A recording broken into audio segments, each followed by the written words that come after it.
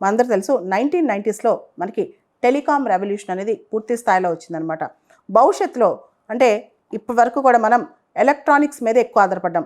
ఇప్పుడు quantum communications మీద ఆధారపడాల్సిన time వచ్చేసింది.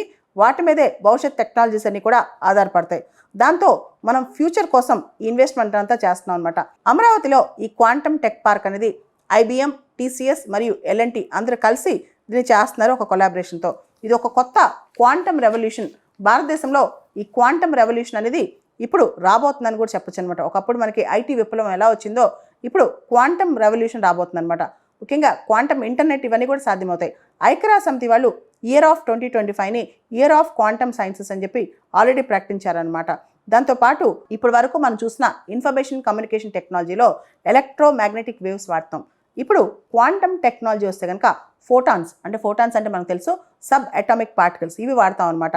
క్వాంటమ్ కేపబిలిటీ అనేది ఇతర ఎలక్ట్రానిక్ మోడ్ ఆఫ్ కమ్యూనికేషన్ కన్నా చాలా ఎక్కువ కేపబిలిటీ కలిది క్వాంటమ్. ఎందుకంటే అది ఫోటాన్స్ ద్వారా కమ్యూనికేట్ అవుతుంది కాబట్టి క్వాంటమ్ అనేది చాలా చాలా ఫాస్ట్ స్విఫ్ట్ మెథడ్ అనమాట. చాలా ఎక్కువ కమ్యూనికేషన్ కూడా ఎటువంటి ఇంటరప్షన్స్ లేకుండా క్యారీ చేయగలదు.